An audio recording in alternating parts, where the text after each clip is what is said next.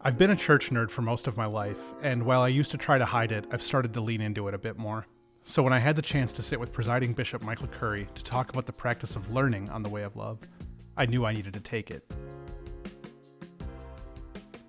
This was an opportunity to hear from Bishop Curry, someone I know to be extraordinarily well-read and studied and serious about his faith, and begin to develop my own practice of reading Scripture. Bishop Curry, I think this is probably the apex of my career right now, sitting with you talking about Scripture and about the way of love. Congratulations on being present. Yeah, for glad, that. yeah. It's a high point for me too. Oh golly, oh boy. It really is. So on the way of love, one important thing about it is the concept of learn. And what I've found is that folks all over the Episcopal Church love the idea of learning. In particular, one good thing, which we mean in the way of love, is reflecting on Scripture each day, and especially on Jesus' life and teaching. It's not reading Tolkien, as much as I love Tolkien. Now here's my question. Why do I got to do that? Oh, you don't got to do it. But you want to do it. I do want to do it. Right. Well, you know, all day long, we are bombarded by information. And over time, the patterns of information that are consistent actually begin to form and shape us. The question is, what is the ultimate source of formation for you and for your life for living? How can the word or the messages that are in Scripture actually begin to form and shape us in such a way that we are not engaging in the world on the world's terms, but on the word's term? Oh, I like that. I like that play on words. That one just came out. So I wonder then if we started every day with even just a short little selection from Scripture, allowing that to guide our entire day. That has to affect what we do as human beings encountering 1,000 people over the course of a day. Yeah, no question about it. This isn't so much input, output. Right. This is receiving and being shaped and formed, and then your life becomes the output. I think you said in an episode from your podcast earlier this year, it's not so much us mastering the Word and being able to recall with perfect clarity a single thing, but letting the Word, who is God, master us. Yes. That all sounds excellent. I'm in. But where do I start?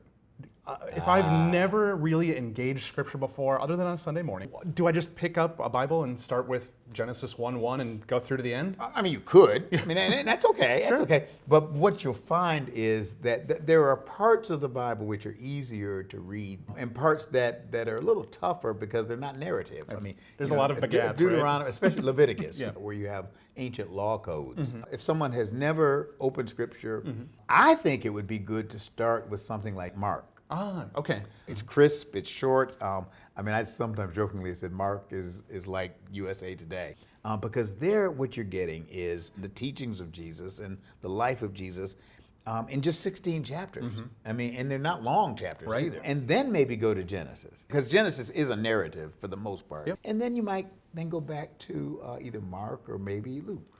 And just keep letting the four Gospels rotate as you're reading the rest of the Bible. That's a fascinating approach. I've That's never heard of that. one way to do it. When I did the Bible challenge, I've done, where you read the whole Bible through. In one day, you read a chapter from the Old Testament and a chapter from the New Testament, so that you've got a dialogue going on, so that when you get to Leviticus 9, and it's just law after law after law, and how do you cut up the calf, and what parts do you eat and what parts do you not? I'm on the edge of my seat right now. Oh, yeah. But you're also reading a letter from Paul or something that's a little bit more direct. And there could be a conversation that goes on between those two passages. That helps. So that's another approach to find a Bible reading program that does that. And actually, we should say there is now a Way of Love Bible Challenge. There actually is. Yeah. And there are different ways of reading Scripture in the Bible Challenge. The other thing that folk could do, I mean, the Bible is on tape. Yeah. And so to get a good, I think a contemporary language version, the Good News version, or the contemporary English version. I mean, both of those are really conversational. It just puts it simple and clear. So all of those are different ways to enter into the Bible. That's excellent. How have you personally been changed by engagement with Scripture? I remember when I was a young priest that I really worried about what would I say on the third Christmas. I said, well, will I run out of a message? Well, I mean, I've been doing this almost 40 years now, and maybe I have run out of messages. You have to ask my congregations. But usually there's more. It's like a well. You keep going deeper and deeper and deeper, and there's more there. When I was in the parish, when I was in Baltimore, I think I did 4 Bible studies a week. Oh my! In addition to preaching on Sunday, Yeah. which meant my life was steeped in Scripture. Yeah. There's something about all of this reading and living into Scripture that over time, the worldview, the biblical worldview, begins to seep into your worldview. Absolutely. And one thing about living, I mean, you hang around long enough and stuff changes. Yeah. Now, I'm not talking about God or Jesus. They're the same. Hebrews says Jesus Christ the same yesterday, today, forever. But everything else is up for grabs. That's right. There's also evolution. And part of where I had a pretty dramatic experience over time was coming to realize as a priest, but more as a bishop, when the questions of human sexuality, and eventually we were talking about same-sex marriage, that one of the things that living with the Bible helped me was to go back and to begin to think through of things I had read and read them again. Read them again in light of my experience in life. And all of a sudden, some things you might have heard one way, wait a minute, I hear something new there. He was there all along, but my worldview didn't incorporate that. Seeing with new eyes, right? New eyes. Yeah. My father, when I was 16, I didn't think he knew anything. Yeah. And now that I'm 66, he was a genius. Right. Yeah. Now, he was still the same, but my understanding of life and then my interpretation of my experience of him, that's what changed. And I think that's true with Scripture. Yep. I think it's true with our relationship with God.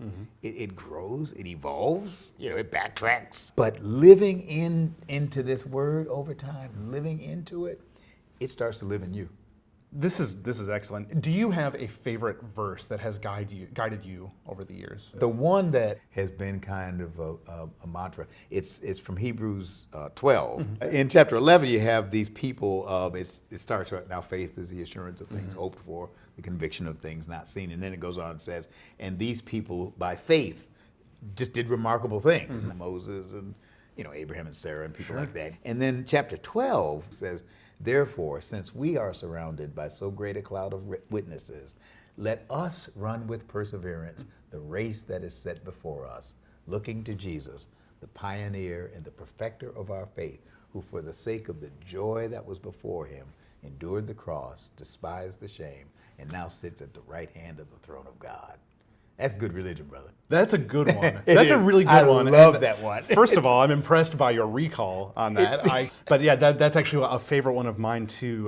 My college chapel, that was kind of the idea behind it. But there was all these enormous, towering images of the saints. And what an image and an idea to think those images in the windows are signs of the people who are urging us onward in it. Yeah. That cloud of witnesses goes with us everywhere. They're not just in our cheering you. chapels, but and cheering they're you. not just figures from the Bible, although they're there too. But also, like my great grandmother's there, cheering all of us on. There you go. So I would love for you to talk to me about what the point of the way of love is. Because some folks think, okay, well, I can do this on my own. I can read the Bible every morning on my own. I can go to church quietly and leave. I see what you mean. I can pray and then be done. Right. And all of us kind of do those things. But what is the point of having a rule of life? The way of love is a way of decentering self to make God the center of our lives. Is to make the way of love that Jesus taught the center of our lives.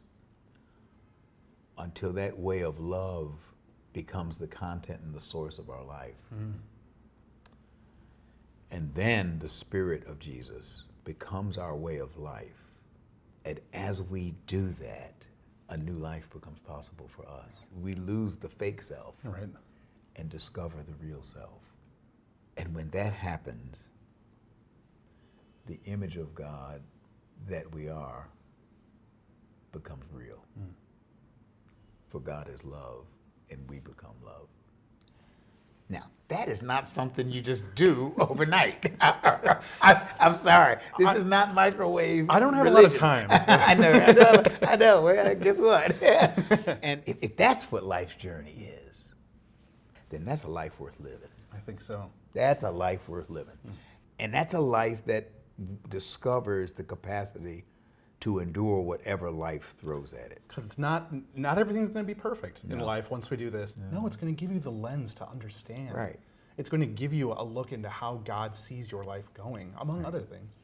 This is the last episode of the first season of Traveling the Way of Love. So it has been a long journey. You've been incredible. I mean, you've been some incredible people. We've been surrounded by these amazing ministries, but we've gone to them because they show these places where people have so committed themselves to God and each other and to following the way of love that they've been able to do amazing things. You start with the commitment to God and each other, and the belief that we can do better and get better and be closer to what God envisions for us. I'm with you. Yep. You know, the thing is, the wisdom is that it's the way of love.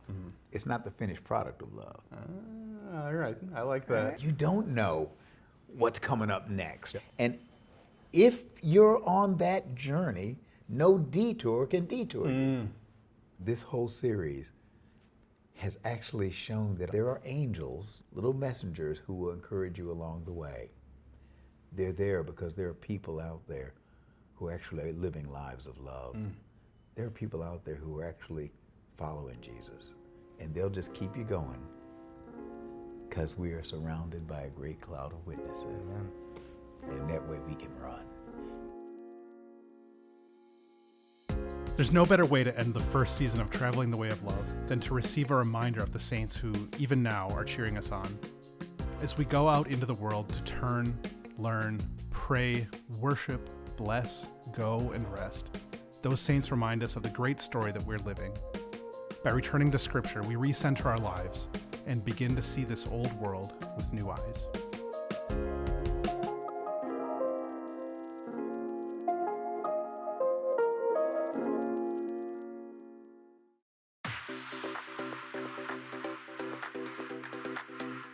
Radical Love Live is an innovative program looking at spirituality outside of the boundaries of any particular ideology or institution. We're leading up to a live event series where we're going to be here in the cathedral talking about spirituality, and it's going to be a combination of dialogue and music and audience interaction. We look at the program as being an opportunity for people from all different types of faith, belief systems, backgrounds, the entire gamut of human spirituality to come together. We're trying to get to the heart of what spirituality is today, and we feel like love, hence the name Radical Love Live, is somehow down in that connective tissue between different belief systems. So opening up a safe space for people to talk about spirituality. Find the things that bind us together and build bridges between these different faith traditions, and talk about what the future of spirituality looks like. In hopes of creating conversation and unity.